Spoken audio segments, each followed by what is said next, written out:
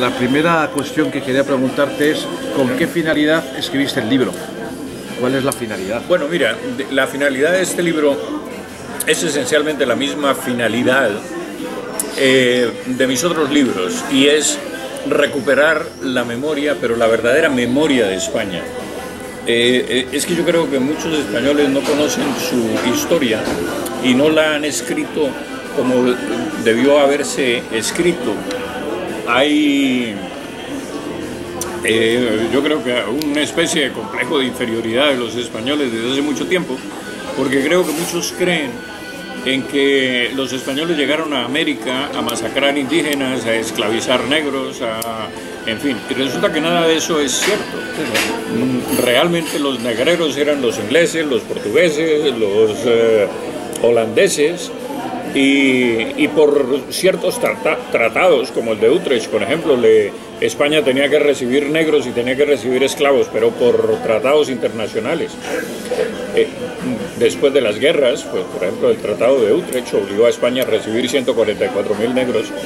Entonces yo creo que es necesario reivindicar la memoria de España en sus aspectos humanísticos, culturales, civilizadores. Y por eso escribí este libro, porque además es una especie de continuación del libro primero que escribí, que se llamó El día que España derrotó a Inglaterra. Es una continuación de eso porque es la venganza de España por los episodios acontecidos en 1741 en Cartagena de Indias. Sobre todo que te interesó mucho el tema de la leyenda negra y quieres un poco desmontarla, ¿no? Sí, efectivamente. Eso es lo que he querido, reivindicar la verdadera memoria de España. Luego yo veo que cuentas muchos aspectos de la conquista británica que no les deja muy bien parados a los británicos, ¿no? Efectivamente, pero además todos son ciertos. Es que yo me he documentado sobre esos aspectos, sobre la forma en que los británicos trataban a los negros. Los franceses, por ejemplo, los franceses no los dejaban casar. Imagínate tú esto. No les daban la extrema unción a la hora de la muerte.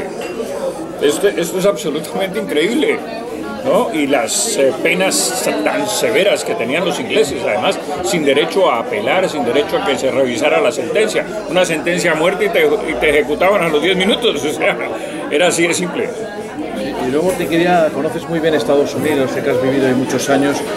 ¿Qué aporte hizo España, digamos, a la conquista de los Estados Unidos?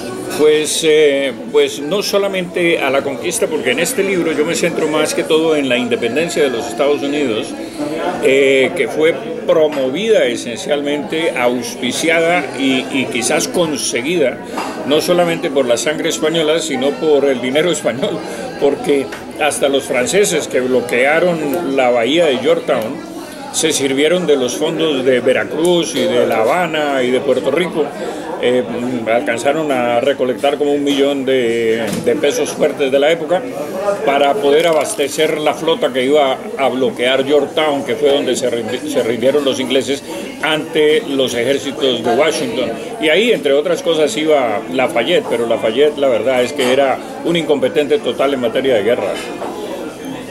Y luego en América Latina, en muchos países, hay una imagen pésima de España, por ejemplo en México, en esos países.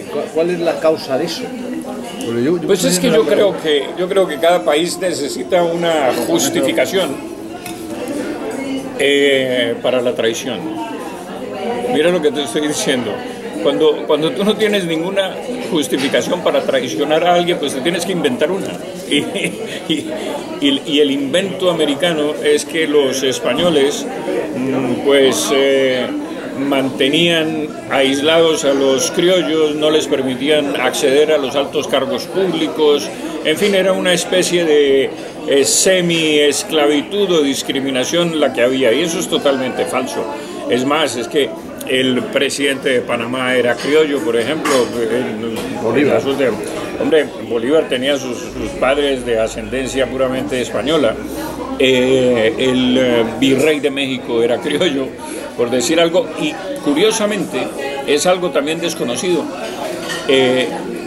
Criollo fue el presidente de la tercera regencia española que gobernó España en ausencia de don Fernando VII, nacido en Popayán, Colombia, que entre otras cosas es un medio pariente de mi mujer, que era don Joaquín de Mosquera y Figueroa, nacido en Popayán, elegido por las Cortes Españolas, presidente de la tercera regencia española, que fue quien publicó la Constitución llamada la PEPA, la Constitución de 1812. Era nacido en Popayán, Colombia, hoy Colombia. Entonces, pues, ¿cuál era la discriminación de la que hablan? Si este señor fue elegido por las Cortes Españolas y era criollo. Y luego en general, siempre hay un argumento por ahí, supuestamente histórico, que donde estuvo España es un desastre, nada funciona, ¿no? ¿Qué se podría rebatir sobre ese argumento, ¿no? Se puede rebatir que llevamos 200 años de republiquetas, peleando unas con otras, dictadores, socialismos, buscando utopías, 4, 5, 10 constituciones. Bolivia tiene una constitución cada año, por ejemplo, y un gobierno también. O sea, es un desastre.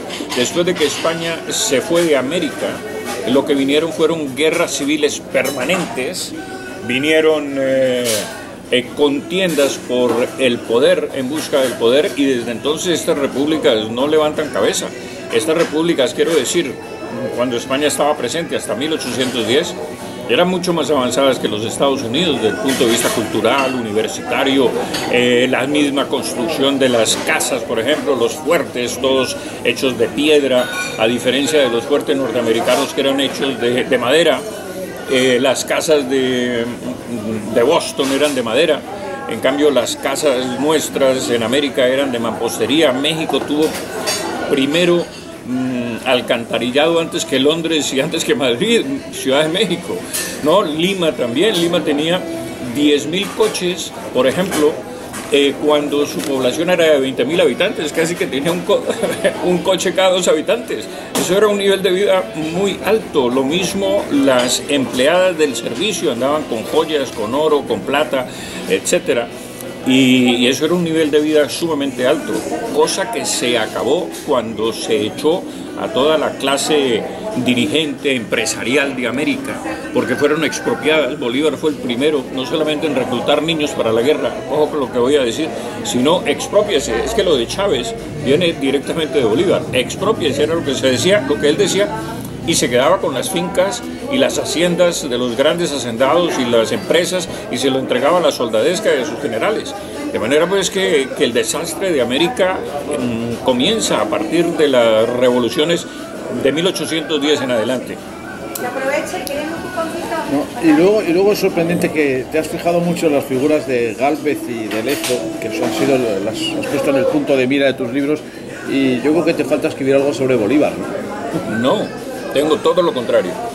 Tengo 3 volúmenes escritos y publicados en Amazon.com que se llama Al oído del rey, y allí cuento toda la historia de Bolívar y toda la historia de la guerra de independencia de 2 países claves que a mi juicio son la Nueva Granada y Venezuela, que son los que realmente inician todo el proceso revolucionario.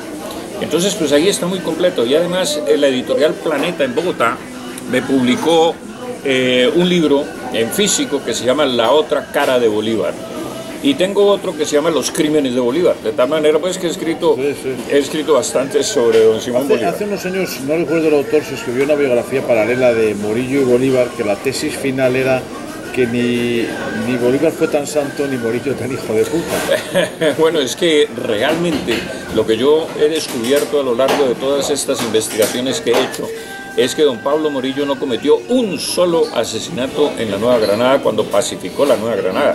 Es más, le puso abogado a todos los cabecillas para que se defendieran.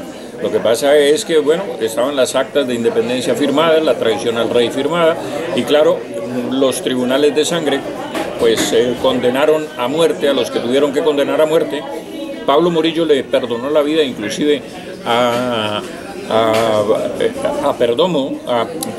Pombo, Manuel de Pombo, que fue el autor del primer decreto de la República, que fue expropiando a los indios de sus tierras, porque como ya en la República todos eran iguales, pues entonces ya los indios no tenían por qué tener privilegios de ninguna clase. Ese fue el primer decreto de la República. Bueno, pues este señor estaba casado con doña Beatriz O'Donnell, que era hermana del conde de la Bisbal, y entonces Pablo le suplicó que perdonara a su marido, que había sido condenado a muerte, y Pablo Morillo le perdonó en una carta que, entre otras cosas, cuyo facsímil tengo en casa. Le perdonó la vida. Ahora, a Fernández Madrid, por ejemplo, que fue presidente de Cundinamarca, una parte de la actual República de Colombia, Fernández Madrid fue absuelto por el Tribunal de Sangre porque se defendió muy bien, y Pablo Morillo lo llamó a su despacho y le dijo: mire, yo no creo una sola palabra de la defensa que usted ha hecho, porque usted es un rebelde y lo será siempre, pero eso sí, voy a aceptar el veredicto del tribunal, pero lo voy a mandar a España para que aprenda lealtad.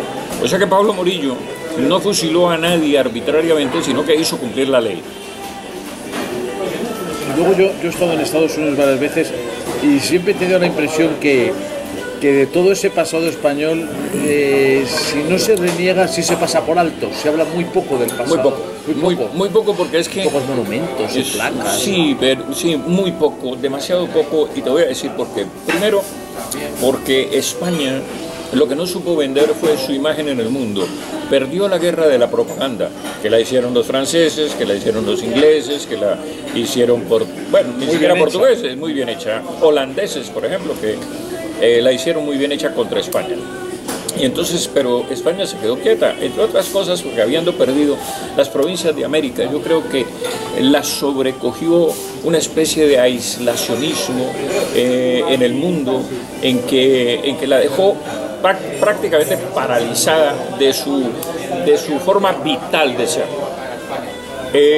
Y entonces esa guerra la perdió. Y por otro lado, por todo este tema de lo que ha sucedido en México y lo que ha sucedido en América con las grandes inmigraciones hacia los Estados Unidos, particularmente de poblaciones muy indígenas y muy socialmente venidas a menos, pues el desprecio de los norteamericanos ha sido total hacia los hispanos, que son esencialmente provienen de esas fuentes y de esos veneros, digamos.